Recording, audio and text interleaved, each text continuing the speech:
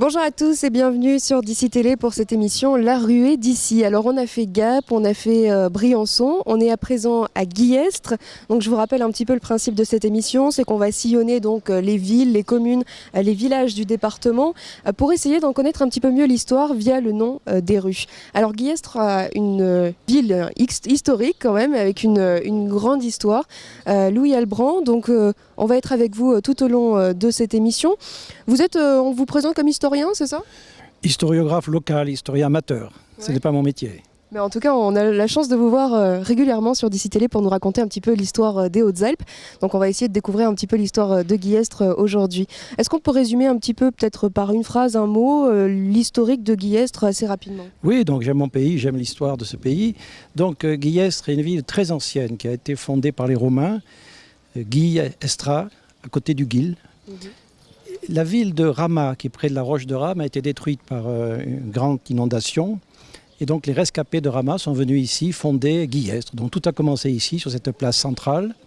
Au Moyen-Âge, c'est devenu une place de marché. Il y avait une construction là en bois, etc. Ensuite, ça a été la place du consulat, puis la place à l'Empire.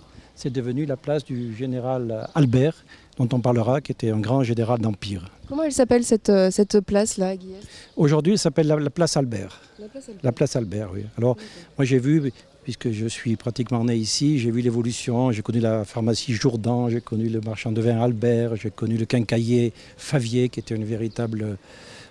ce magasin était fascinant pour les enfants, il y avait vraiment de tout. C'était toujours à la fin du 19e et au début du siècle ici, ça a toujours été le centre commercial et culturel de Guillestre. Et puis cette magnifique église d'influence romaine dont nous parlera Maria Grosso. D'accord. On va essayer de découvrir tout au long donc, de cette émission un petit peu l'histoire de Guillestre. Là, on part là à présent de cette place Albert.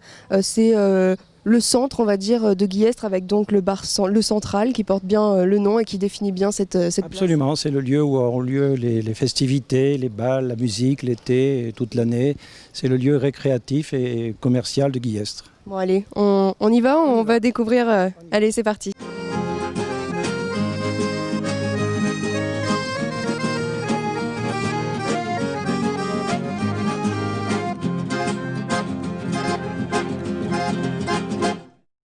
Donc voilà, toujours sur cette place Albert, avec derrière nous un monument. Qu'est-ce que c'est que ce C'est le monument ? monument à la gloire d'Albert. Alors Albert était le fils d'un notaire de Guillestre, c'est une vieille famille du Queyras, d'Arvieux, qui s'installe à Guillestre au XVe siècle. Alors Albert étudie des études militaires et rentre très jeune dans l'armée révolutionnaire. Et ensuite il se retrouve sous l'Empire officier. Et il a un moment de gloire, c'est lors de la campagne de Russie à la Bérésina. Pendant des heures, seul, avec sa troupe, il se bat contre les Russes, il tient les Russes à distance. Et Général Bonaparte le nomme à ce moment-là, l'empereur, plutôt Napoléon déjà, le nomme général de division. Donc c'est un grand général d'Empire, son nom est à l'Arc de Triomphe, à côté de Murat et des plus grands de l'Empire. Et ce qui est amusant, c'est qu'ici, à 5 km, il y a aussi à Champcelas un autre général de la même époque, le général Gueux, qui lui sera nommé par Bonaparte général au pont d'Arcole. Donc le Guillestrois, dans ce bassin, vous voyez, il y a deux grands généraux d'Empire. C'était important de nommer cette place Albert. Oui, Albert, parce que c'était vraiment, c'est sous Napoléon III, et on refaisait vivre les gloires de l'Empire. Bon. Alors tout au long de cette émission, on va lancer certains reportages dans la ville de Guillestre que l'on a fait donc avec d'ici Télé. Et on va commencer par le carnaval de Guillestre. Donc on y était cette année, qui quand même anime les rues de Guillestre comme ils animent les rues dans toutes les villes des Hautes-Alpes. On va regarder justement. Vous étiez là, vous, au carnaval ? Oui, tout à fait. Et Madame Grosso était là aussi, elle pourra vous en dire deux mots, parce qu'elle participe chaque année beaucoup aux festivités de Guillestre, puisqu'elle habite cette place même. Donc c'est une merveilleuse fête et il faut dire que la municipalité ici organise l'été des choses très agréables. Bon allez, on va regarder ce reportage. Ce mardi après-midi, dans les rues de Guillestre, on a vu des policiers et des pompiers étrangement petits, des fraises très agitées, mais aussi des hommes politiques méconnaissables. Bonjour, je m'appelle Nicolas Sarkozy parce que j'ai une cravate et j'ai un beau t-shirt. Pour se déguiser, certains enfants ont misé sur les classiques princes et princesses. En revanche, certains costumes étaient plus difficiles à identifier. En femme, alors j'ai pris une robe, un chapeau Des foulards pour faire les seins et une écharpe. Sauf que les seins ils sont un petit peu trop gros. C'est une gentille dada. Ça c'est vrai hein. Les habitants de Guillestre ont aussi voyagé durant ce carnaval. Les Russes étaient en effet de la partie. Là, on a décidé de faire la Russie. Et aussi parce qu'on a une maman qui est moldave et russe. Et c'est le moyen pour les enfants de découvrir aussi d'autres cultures. Ils étaient rares, mais quelques adultes comme Melouda sont venus costumés. Vêtue d'une robe traditionnelle berbère, la jeune femme n'a pas choisi son déguisement au hasard. En arabe. Comme ça fait peur en ce moment, je me suis dit que ça serait bien tombé au carnaval. À la fin du défilé, Monsieur Carnaval a fini enfumé, une tradition pour dire au revoir à l'hiver et bonjour au printemps. Donc toujours sur cette place Albert, donc il y a plusieurs rues qui partent. Et là on est devant le passage Curnier de la Valette. Qu'est-ce que c'est que ce passage? La Valette était une grande famille de Guillestre. Le père était inspecteur des impôts, récoltait les impôts, et le fils était un militaire, un administrateur militaire, et qui avait cette maison. Voilà. Donc ils étaient mariés avec une vieille famille de Risoul et de Réautier. C'était des gens importants à Guillestre au XIXe siècle. Voilà pourquoi on appelle ça le passage Curnier de la Valette. En général, finalement, les noms de rues représentent donc la vie qui a eu lieu dans les siècles passés. Voilà, oui, oui. Alors Guillestre au Moyen-Âge était entouré de 6 ou 7 rues, dont vous parlera Madame Grousseau. Et là, nous allons passer sous le passage Curnier de la Valette et rejoindre la porte d'Églier. Voilà, il y avait 7 portes qui permettaient l'entrée dans Guillestre, qui au Moyen-Âge était complètement ceinturée. Allez, on va aller voir.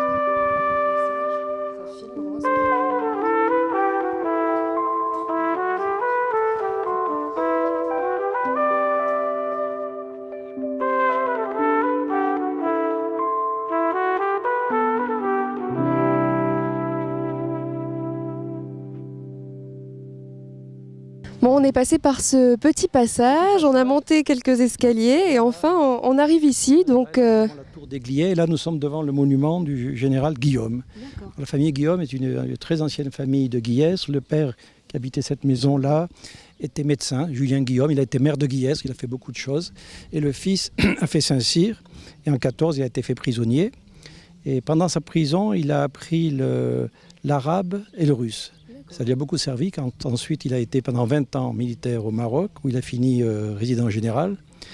Et le russe lui a servi aussi car il a été attaché militaire à l'ambassade à Moscou. Il a aussi été, après la guerre, chef des forces d'occupation en Allemagne. C'était un militaire très important. Il a fini général d'armée, chef d'état-major général des armées. Donc je vous ai dit résident général du Maroc. Et ensuite, il a participé à la libération avec les Goumiers, une équipe militaire qu'il avait formée de Marocains. Il a débarqué à Marseille, il est allé jusqu'à Francfort. Il a débarqué aussi en Italie, le Mont Cassin, enfin un très grand militaire.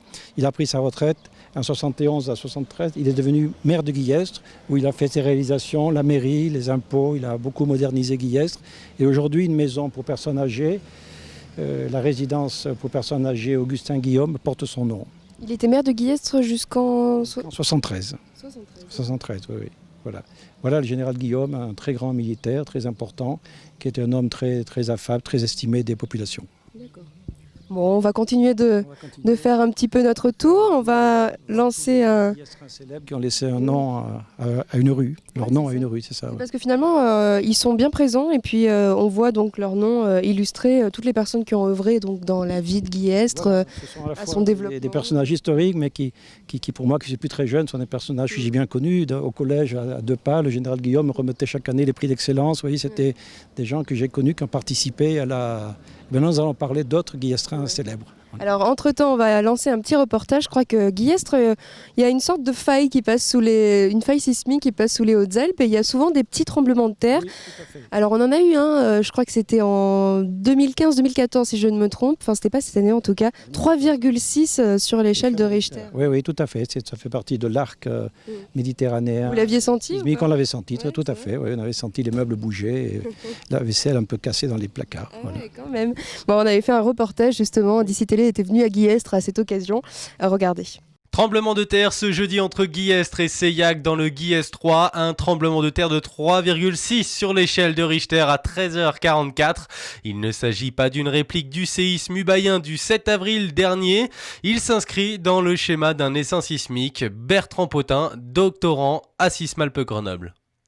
On est bien au nord de l'essaim de séisme, donc il n'y a pas de lien direct entre l'essaim et ce séisme.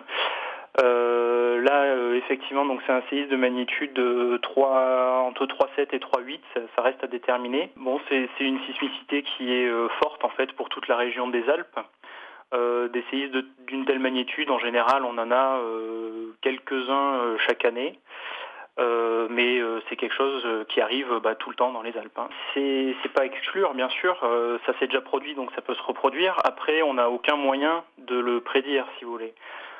La réponse c'est oui, il peut se produire des gros séismes, mais on est incapable de les prédire et on est incapable de dire quand, où. Un séisme ressenti de l'Ubaye jusque dans le Briançonnais, comme en témoigne Nathalie, une habitante de Serre-Chevalier. Eh bien, j'étais sur mon canapé et j'ai entendu le grondement et en même temps la maison, les murs de la maison tremblaient vraiment très très précisément et la vaisselle bougeait dans les meubles. Les verres se sont entrechoqués. Ça a vraiment tremblé. Ça n'a pas duré longtemps. C'est très très rapide, mais très très fort.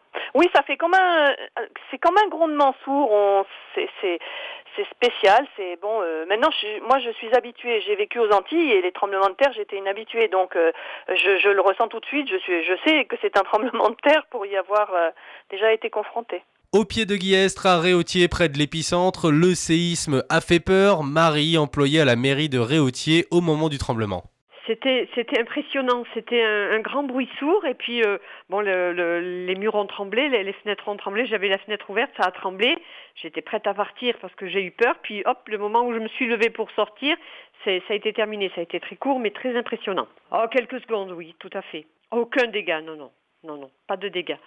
J'ai appelé tout de suite l'école qui est au-dessous et eux n'ont rien ressenti. D'après Sismalpe, 4000 séismes ont déjà eu lieu d'avril à fin mai autour du secteur du massif du Parpaillon. Gageons que les séismes vont faire partie intégrante du paysage sud-alpin pour les prochains mois. Bon, on s'est arrêté à présent sur cette place, la place Salva, donc avec ce monument et une plaque encore qui orne la fontaine. Tout à fait, la fontaine, l'eau, parce que Joseph Salva, encore un guillestrin célèbre, était un ingénieur des ponts et chaussées qui a créé un canal qui vient du Cristillan, de Seilhac jusqu'à Guillestre pour mener l'eau à Guillestre. Voilà. L'eau de la Durance ? Non, l'eau du Queyras, l'eau du Cristillan, qui est un petit torrent, une petite rivière de Seilhac. Alors c'est un travail très important, ça a beaucoup changé la vie des Guillestrins. Ça se passait dans la deuxième partie du 19e siècle. Voilà. Donc là aujourd'hui encore, ça c'est de l'eau du Queyras ? Tout à fait. Et il était apparenté d'ailleurs à la famille du général Guillaume dont nous venons de parler.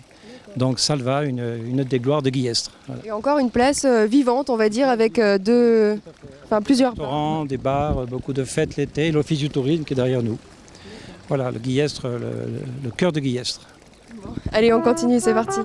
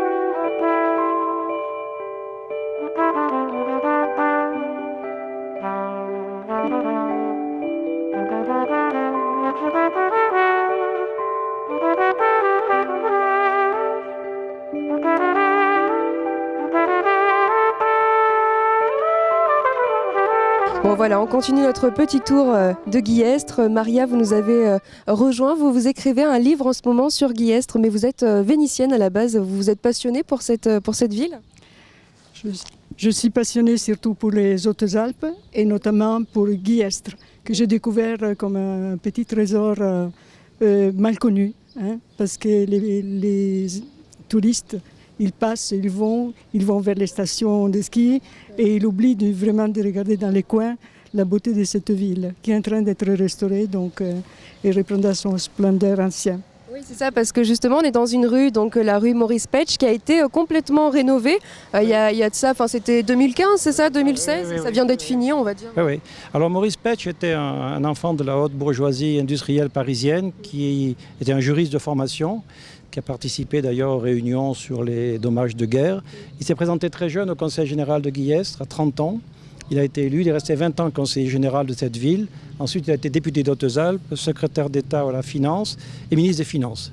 Il était très près du Premier ministre originaire de Barcelonnette, Paul Reynaud. Il avait la même orthodoxie financière. C'était un grand homme d'État. Il a voulu être enterré à Briançon, à Puy-Saint-Pierre, qui domine tout le bassin de Briançon. Sa femme, à sa mort, est devenue maire de Guillestre pendant quelques années. C'était une héritière, Lazare, une fille très riche, mais qui aimait beaucoup Guillestre. Voilà, Petch, donc, qui a marqué Guillestre et qui avait un grand amour pour ce pays. Et pour dire un petit mot sur ce maire qui est d'ailleurs, je voudrais le dire, écolo, c'est ça? Oui, c'est le seul des Hautes-Alpes? Actuel et un maire écologique et qui fait cette restructuration de Guillestre actuellement et qui a merveilleusement aménagé la place Albert. Voilà. Et cette petite... cette place du colonel Bonnet. Ce que vous me disiez tout à l'heure, c'est que c'était un endroit qui avait brûlé dans les années 90, c'est ça? 19e siècle. 19e siècle, vous voyez, justement, non, c'est pas grave. Mais disons que c'était un peu en friche. Ouais. Et maintenant, ça retrouve sa splendeur, ouais. On peut dire. Avec des petites fleurs qui ont été mises... Exactement. Mais ce qui est amusant, si vous continuez là, vous verrez que sur la gauche, il y a derrière un égout, il y a un monsieur tout en pierre, avec bien boutonné. Ouais.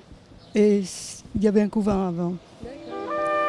On va aller voir ça tout à l'heure, de toute façon. Allez, c'est parti.